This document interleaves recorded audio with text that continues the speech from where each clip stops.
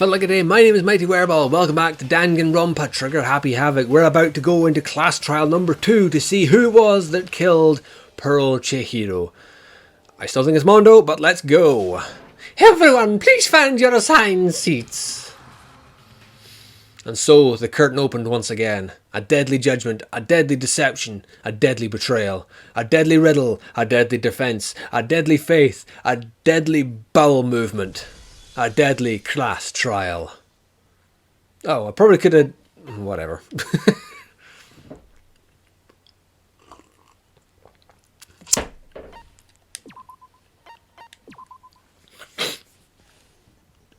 Okay, set skills. Now I found out that SP is, the more SP I get, the more of these I can use. So that's what that was.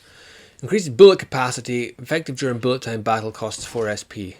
Right, yeah, so that's how I get more. So it's worth getting more people speaking to me. Anyway, so we got those three. The handbook, the truth bullets, we've got Monokuma file, it's the victim's death. Sakura's account, she wanted to get stronger but declined several invites from other people. The dumbbell had been used as the weapon. Mondo said that Chihiro wanted to get stronger. The card reader, so we got the handbooks that were found in the hallway, the handbook that was broken, Genocide Jack, Aoi's account that she kept her distance from women but not from men. The coffee stain on the boys' carpet, obviously the carpets have been changed over, the curtain, the posters have been changed over. Her handbook was missing. The body had been strung up by cord and beaten over the head.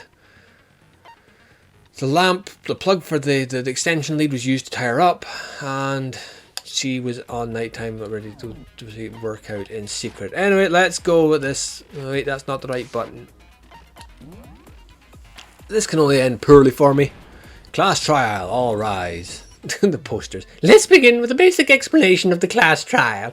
So your votes will determine the results. If you can figure out who done it, then only one will receive punishment. But if you pick the wrong one, then I'll punish everyone besides the blackened, and the one that deceived everyone else will graduate. Okay then, so first off, let's talk about the murder weapon. First we have to make clear what was used to deliver the fatal blow. Well, it was the dumbbells. Locker room dumbbell. I like the fact that the photos are at the same height as where they would have normally stood.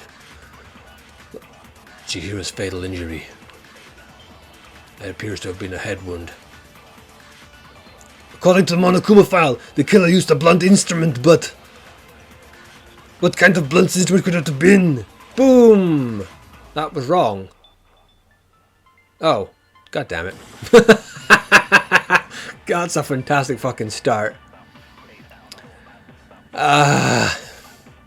Balls. Right, okay, so it needs to be a contradiction. That wasn't a contradiction, right? Okay. Sorry, Taka. What kind of blunt instrument could it have been? I bet it was an iron pipe. Just hang on there, dude. You're just talking pish. Break. Can we agree that the object that dealt the fatal blow was the dumbbell found at the scene of the crime? It was covered in blood and there was nothing else at the scene that could have caused that kind of injury. And the wound on the victim's head is consistent with the shape of a dumbbell. As far as I'm concerned, there's no mistake and no room for doubt on this one. You looked at her head wound? So creepy. If you don't mind, I will proceed from here. Let's move on to the discussion of the culprit. Although I believe the criminal behind this heinous act is already quite clear. What, for real? Chihiro's killer is the fiendish serial killer, Genocide Jack. Genocide Jack, the fiendish serial killer. Did he really kill Chihiro? Of course he didn't. A new element has been added to non-stop debates. Oh, for God's sake, now what? Stop adding shit to these things. For this debate, lines of white noise will appear to disrupt your reactions. Your truth bullets will disappear if they hit these lines, so think of them as obstacles in your debate. But there's a way to keep this white noise from getting in your way. Press the X button to attach the silencer, which you can use to shoot down the white noise. However, if you shoot an actual remark with your silencer instead of the white noise, the time limit will decrease, so careful aim when you have your silencer out. Oh, but if your action difficulty is set to gentle, white noise won't appear at all. In which case, you can forget about the silencer and just focus on the situation in front of you. What, I can't remember what difficulty I put in this. Well then, good luck and have fun. So I've got to avoid the white noise with my bullets. A hex to hit the silencer. Okay. Oh, Jesus Christ. Alright. The culprit is Genocide Jack. I'm sure of it. Case closed as far as I'm concerned. But that's impossible. Why? What makes it impossible? Well, I mean, come on.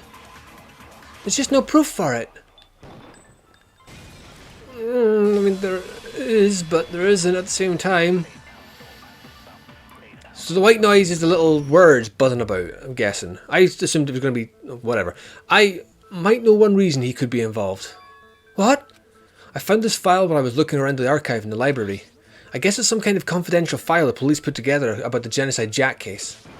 What? That's kind of weird as shit, isn't it? What was something like that doing in the library? The why of it is probably more trouble than it's worth, so let's forget about that for now. More importantly, it outlines all the specifics of every Genocide Jack case in exceeding detail. According to the case file, there appear to be two defining characteristics in every Genocide Jack case. The first is that bloody message is found at the scene of every murder. Oh, that's right! Boob lust! Good to know he's taking this seriously. No, it's actually bloodlust. But more importantly is the other characteristic, and it's something that has never been made public. Never made public? What the hell is it? Why don't you tell them, Makoto? The other characteristic of every Genocide Jack case, which the world at large doesn't know, if I'm not mistaken, it has something to do with the positioning of the body. It's how they were positioned. Apparently, in every Genocide Jack case, the killer suspends the body in a certain way. Other than the killer, the only people who know about this are the higher-ups in the police department. However, Chihiro was most definitely suspended in the same way. So how did the culprit know about this, when only high-level police officials were aware of it? There's only one logical answer I can think of. That they also looked in the same fucking cupboard and read about it. No? Is that too obvious? It's because the culprit in this case is the real Genocide Jack. No fucking way! You're saying Genocide Jack is one of us? Yes. In fact, it's Toko. Oh, Genocide Jack's true identity is Toko Fukawa. You lie! What? Hey, okay, wait, hold on a sec. Toko has, like, bloodophobia or whatever, remember? What kind of serial killer's afraid of blood? Is Toko Genocide Jack? The answer is yes and no. Another riddle? Man, why is this gotta be so complicated? It's a riddle for sure, but I feel like I understand it. What it means for Genocide Jack to be Toko, but also not to be Toko. The answer is that she's not just one person, but multiple people. Right? Excuse me. Hangman's Gambit.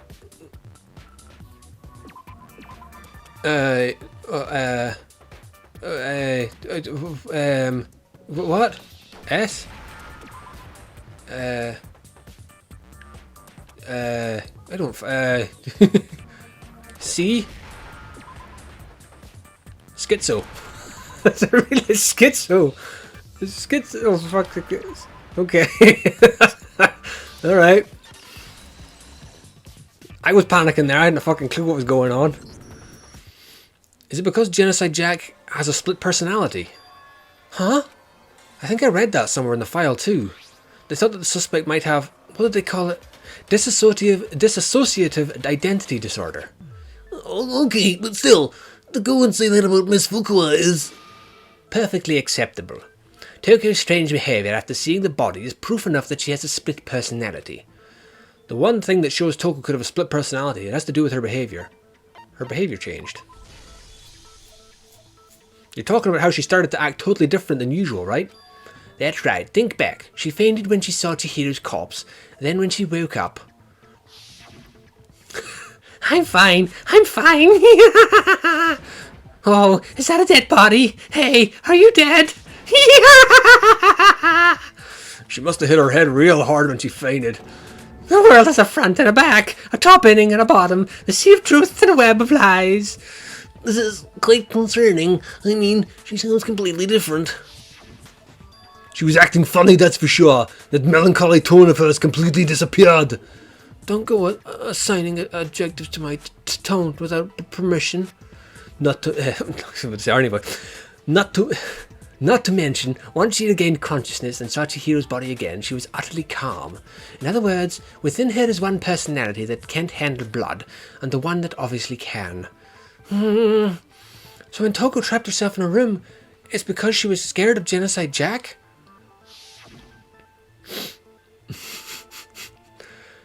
I won't let Genocide Jack have control. I don't know about her crazy voice. I'll go with it anyway. I'll drive out the killer.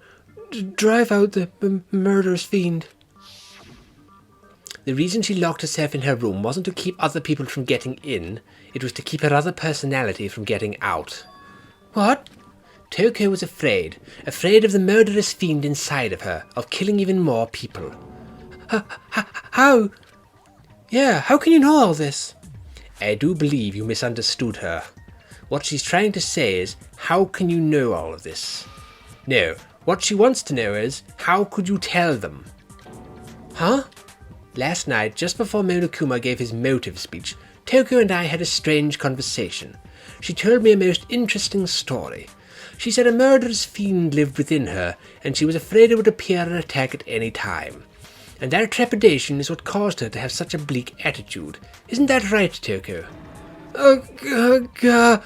This is all a lie, right, Toko?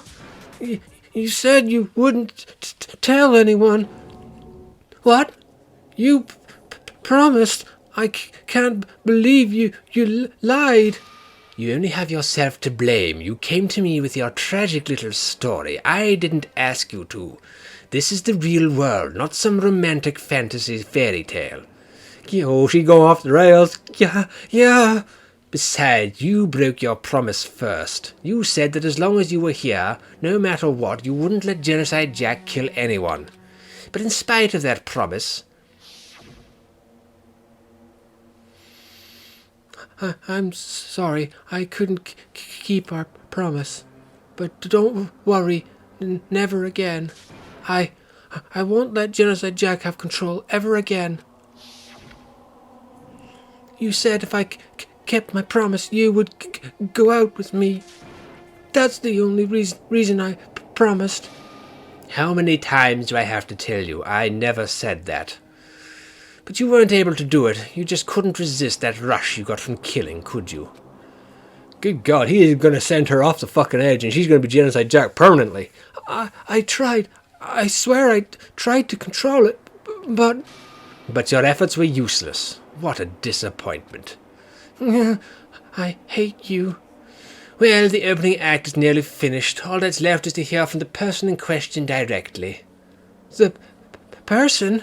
You don't mean... Toko's body suddenly lunged backwards. A huge thud echoed across the courtroom, but in the next second...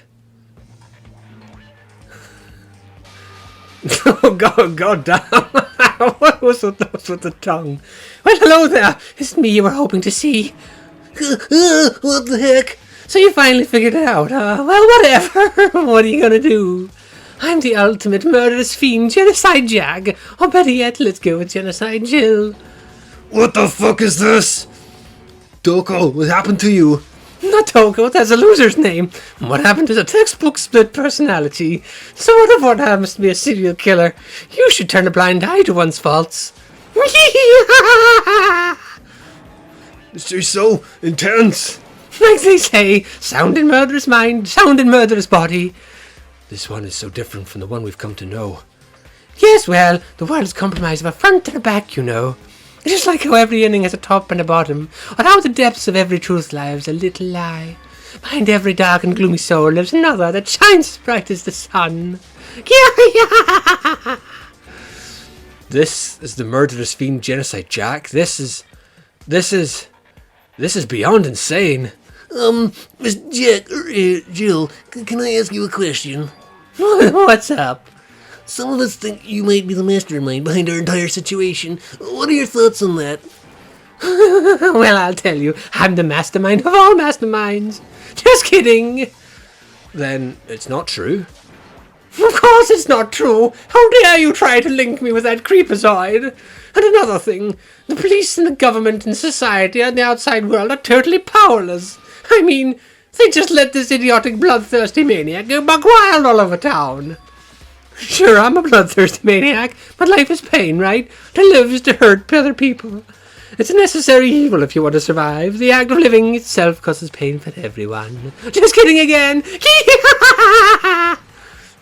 I don't know about her voice. I'm kind of going all over the place with it. This should be enough to convince you this murderous fiend is responsible for Chihiro's death. There's clearly a motive, so there should be no doubt. A motive? Remember what Monokuma told us. If someone didn't murder and graduate within 24 hours, an embarrassing memory or secret would be revealed. Well, let's assume that Tokyo's secret was about Genocide Jack. If a secret like that came to light, Tokyo's life would have undoubtedly been forever ruined. So she had a very clear motive to have never had that side of herself exposed. Should I change her voice? Interesting! Very, very interesting! Because it's too close to Monokuma's. But sorry, as much as I hate to admit it, I'm not the culprit. But I can't imagine anyone other than you could murder someone in such a bizarre fashion. Maybe so, but nevertheless, it's the truth. I don't know. I have to think about that. Do you really expect any of us to believe you? Yeah, I could never believe a word you say, you monster. Maybe she's totally right about that, but something's still bothering me. What she said. I need to get some more details about all of this. Oh God. Make your argument. Status of the dead body. Sorry, but I didn't kill anyone. You say that but you do really expect any of us to believe it? Perhaps if you had an alibi, that would change some things. Oh, an alibi, huh? Now we're talking. When you compare your past murders to this incident, murders never end in matches. No, it doesn't. Pow!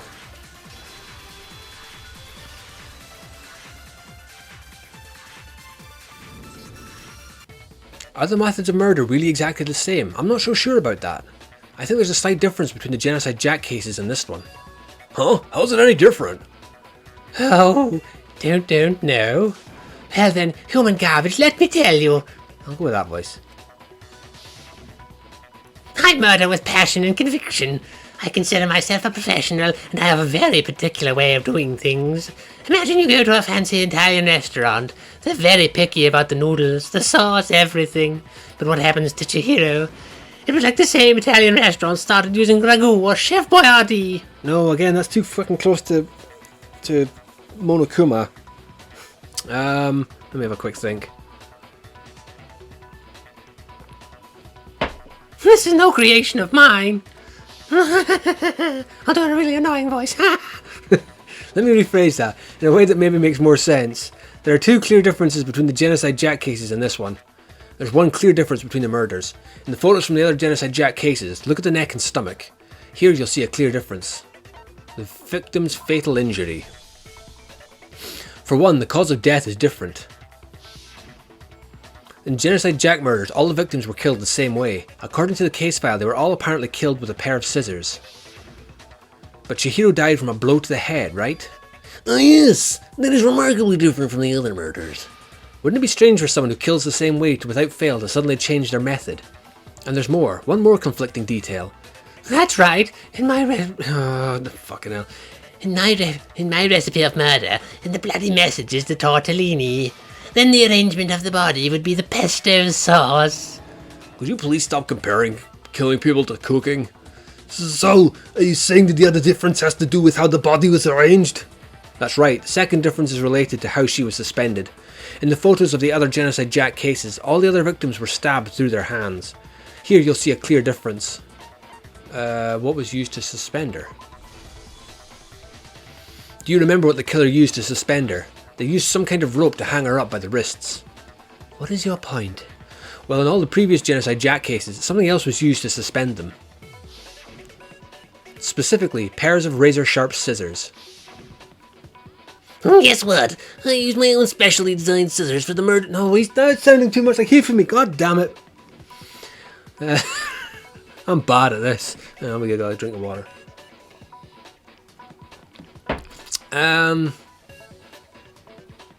Maybe it's slightly deeper. And guess what? I used my own special... That's not still thieving me. I don't fucking know what voice to give her.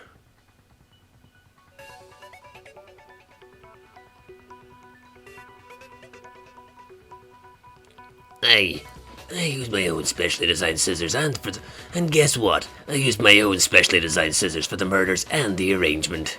Like I said, I'm a professional, so naturally I'm very picky about the tools I use. And you know what else? Big Mac says there's 2 differences, but he's wrong. Big Mac? Are you referring to me? Listen up, Big Mac. There's actually one more difference. Huh? My word, you really didn't notice. Take a look at who the victims were in each of the Genocide Jack case. There's a pattern there just waiting to be discovered. They were all men? Pattern? Figure that out, and it'll be plain as death why I couldn't have possibly killed that little lolly girl. Let's see. There was a pattern surrounding the Genocide Jack victims and Chihiro didn't fit it. If you look at the names of every victim, what you'll notice is... I think I figured out why she couldn't have killed Chihiro. Because Chihiro was a girl. Is it because Chihiro was a girl? Bingo! Bullseye! Right on the money. What are you talking about? In all the Genocide Jack cases, all the victims had something in common.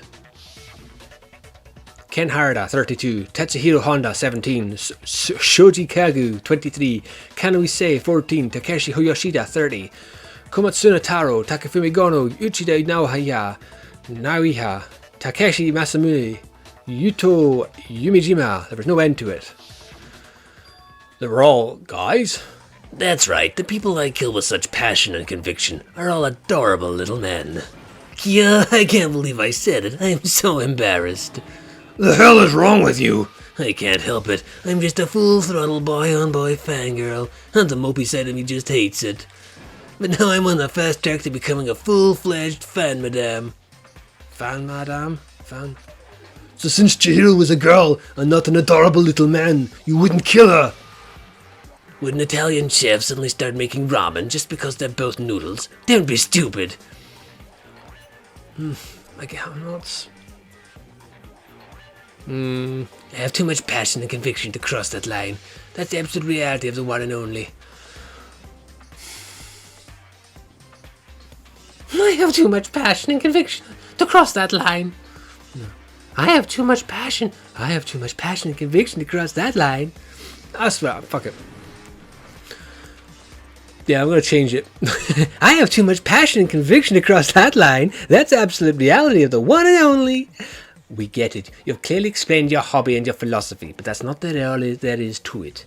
It's a different method entirely when you're forced to kill in order to survive. Quiet, lowly cur. Lowly cur? I would never kill for a reason as petty as mere survival. And if by some fluke I did kill to survive, why would I bother with the message and arrangement? I'd make it be the obvious suspect.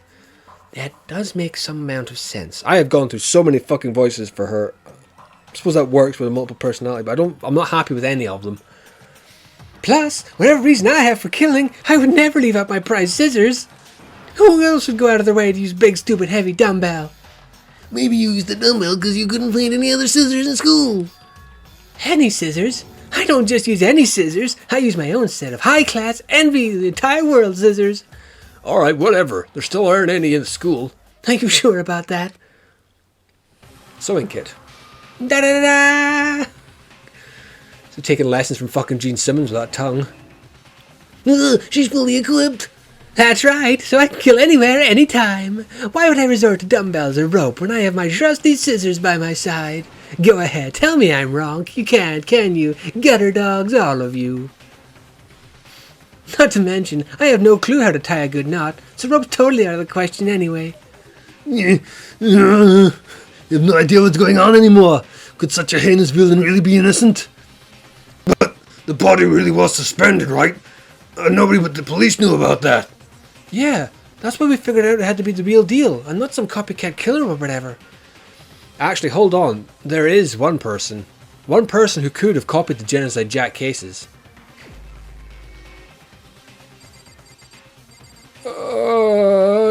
You. It's not as obvious as that, is it? Surely not. Byakuya, it's possible you could have found out, isn't it? You'd have no problem getting access to classified government documents or internal police records. Plus, you'd already looked at the Genocide Jack file before this all happened, hadn't you? Are you saying Mr. Togami did it? And the reason he pushed the theory of Genocide Jack being the killer was so hard was because he wanted to pin the crime on her. So he rearranged the scene to disguise it and make it look like I'd put my stamp on it. The adorable glasses man was behind it all. Ah, I'm on fire. Well, Byakuya, what is your response? I see. So now the suspicion falls on me. Then I must ask, then when would you say I began acting suspicious? Surely you must have an answer.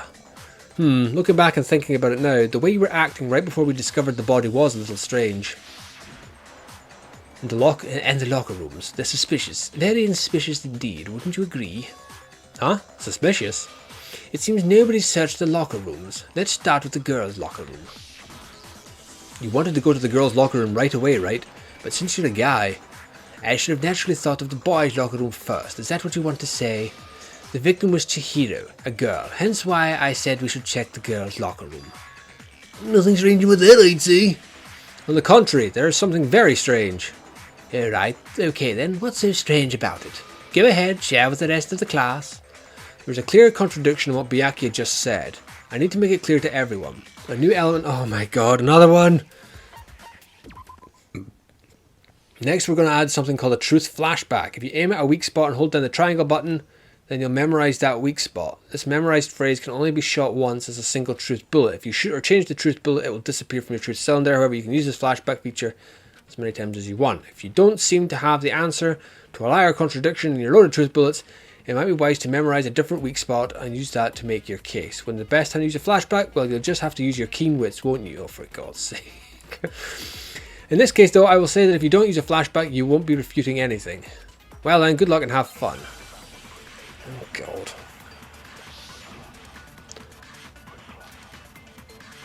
So, what am I holding? Oh, shit. Oh, shit. Okay, I didn't mean to do that. Shit. It's like weird how. You presented the opportunity to check out the girls' locker room. You absolutely take it. I fucked up there, didn't I? There's a natural reaction for any guy. The victim was Chihiro, who was a girl. So of course I would suggest we check the girls' locker room first. There was no time for the pointless distractions. What's so strange about that? I wish you'd taken me with you. Hearing Byakuya's comment about Chihiro being a girl, I realise there's a clear contradiction there. Because it doesn't make sense how he could have known that before we'd even found it. Okay, I need to make the contradiction clear. So you're saying, you said that Byakuya was acting kind of weird before we found the body. But he was acting weird how? If you're presented with the opportunity to check out the girls' locker room, you absolutely take it. I'm not going to read these again, I already read these. So, there's a natural reaction for any guy. The victim was Chihiro, who was a girl. He didn't know. How did he know who was the victim? So of course I would suggest we take the girls' locker room first. There's no time for pointless distractions. What's so strange about that? I wish you'd taken me with you. Huh. Hearing Byakuya's comment about Chihiro being a girl, I realise there's a clear contradiction there, because it doesn't make sense how he could have known before we'd even found it. Okay, I need to make that contradiction clear. Is that right? No, it's not right. God damn it. I am terrible at this. Right, so you said Byakuya was acting kind of weird before we found the body. Wait. Oh, wait, no, wait, there's nothing there. I was acting weird how you presented. Oh, shit. Oh, shit. Oh, God damn it. I'm bad at this. I don't even know what I'm doing.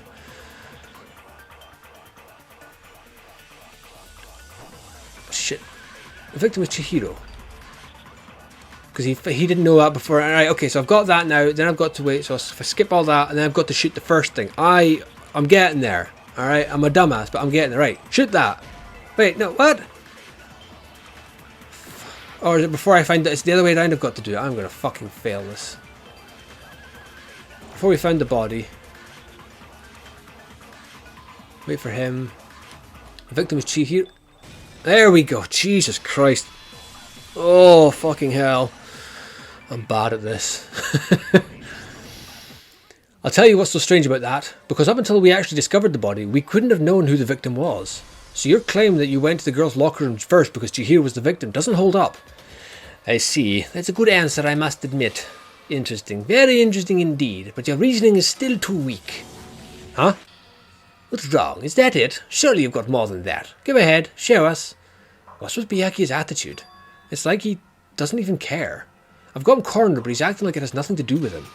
What's the matter? You're not finished already, are you? There must be more to it. There is, I think. There is more to it. Think about it. We just talked about the differences between the case and the past Genocide Jack incidents. The proof you're looking for is hidden in there. Proof that I'm the culprit, you mean? The difference between the case and other Genocide Jack murders. The cable used, the evidence that proves Byakuya is responsible is hidden there. What could it be? The cable that was used to hang up the body. Library desk lamp.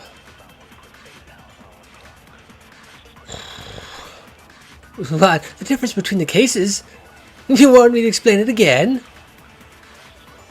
I wanted to kill. I used my very own special scissors. And I used the same scissors to arrange the body. But Chihiro was suspended with... It was some kind of rip, was it not? That's right. It absolutely was. Then there must be something very fishy indeed about that rope. Hey, Byakuya, where'd you get it from, huh? I've never seen that rope before in my life. Oh, I think you have, sir. Is it really him? Was it really that fucking obvious? Was I just looking for shadows where there were none? Actually, I'm pretty sure you have seen it before. Because you see that rope, or should I say, that extension cord. An extension cord? You don't need to be that shocked by it. Byakuya, you've used the extension cord in the library more than once, haven't you? And the same extension cord that was in the library all this time went missing after the murder. And there's no way someone who uses that extension cord as much as you do wouldn't discover that fact.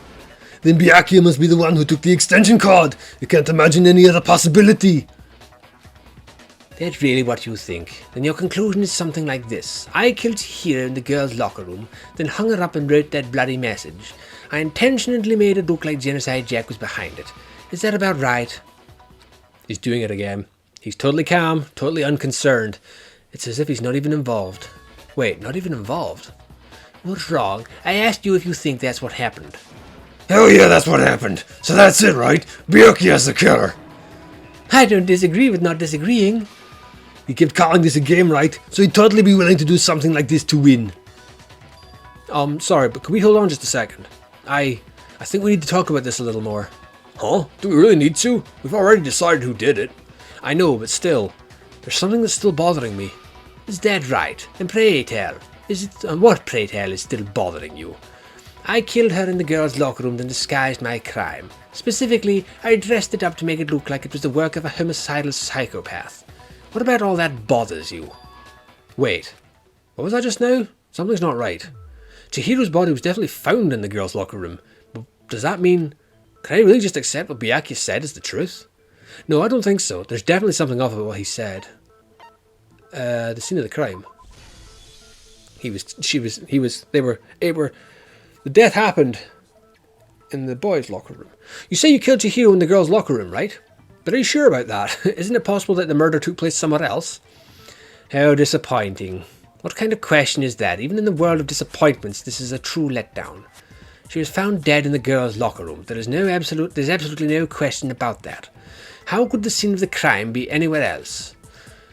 Well, I think it's entirely possible that she was killed somewhere else then carried there later, along with the rest of the murder scene. The rest of the murder scene? That was awfully specific. Please tell me you have a reason for saying all that. I believe I do. Hey, Byakuya, did I just take you off guard? When the story suddenly moved to the crime scene, Byakuya, who'd been so confident up till now, Byakuya made a deal with somebody. He's trying to pin it all on him so that they can get out. So he helped. Is that what this is?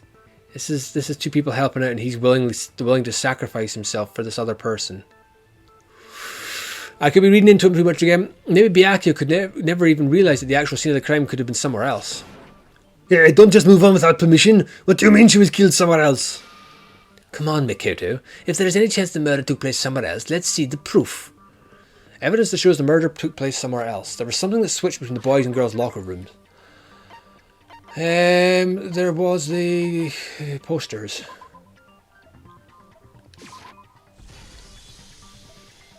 The proof that she was killed somewhere else is the poster that's hanging in each locker room. Your proof is some posters? The poster in the girls' locker room was a picture of a big-boobed supermodel, but don't you think that's kind of strange? Why would the girls' locker room have a poster like that? I bet those massive jugs of hers were totally fake.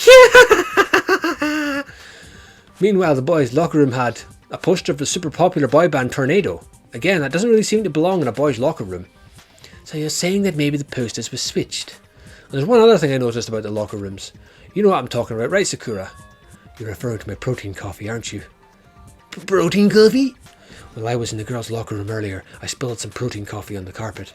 But I noticed that after the murder, the stain had been totally scrubbed away. No, it's not that the stain was scrubbed away. It was moved. The carpets. What is it? That one. That one. The stain on the girls' locker room carpet wasn't scrubbed away. In fact, I found it on the boys' locker room carpet. That's definitely the stain from my protein coffee. Then does this mean that the carpets were switched too? But why would anyone do that? To move the murder scene from one locker room to the other. It's certainly plausible, don't you think? What?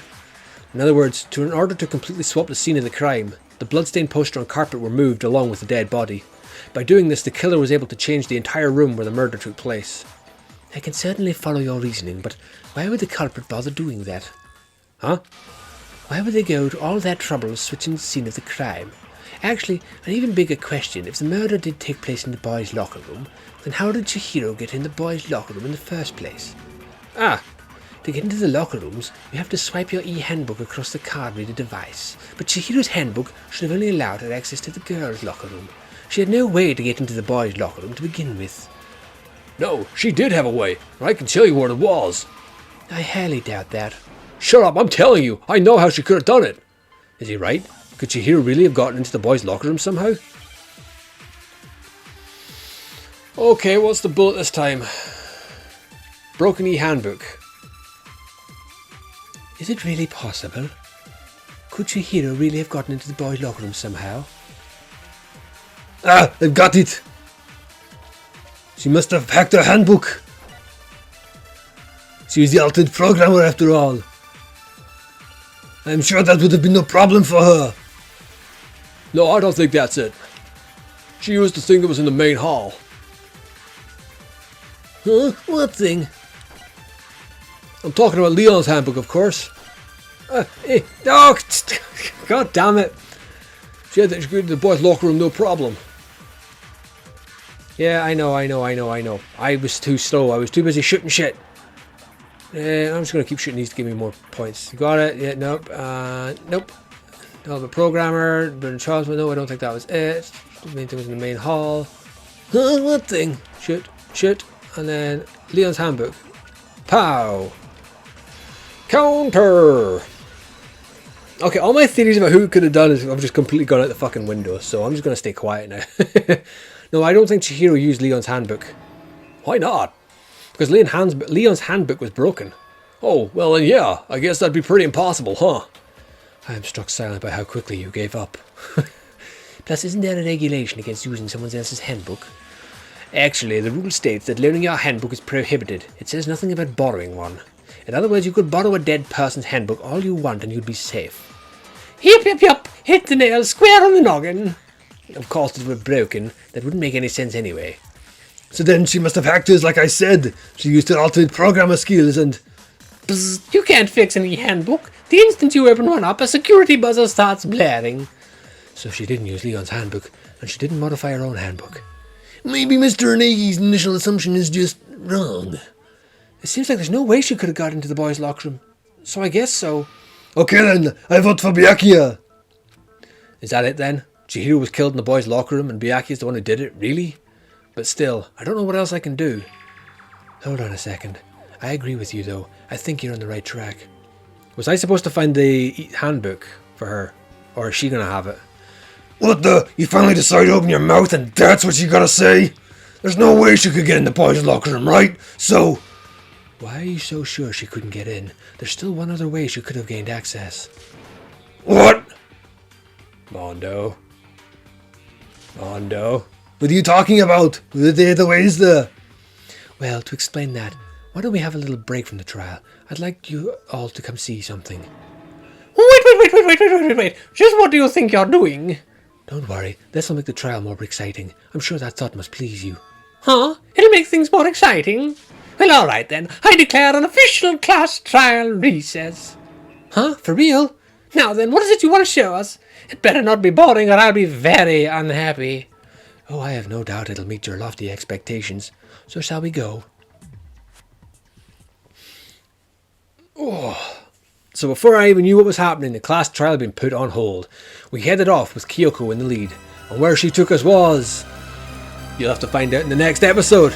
Until then, remember, always keep it loud, keep it heavy. I'll see you guys in the next one.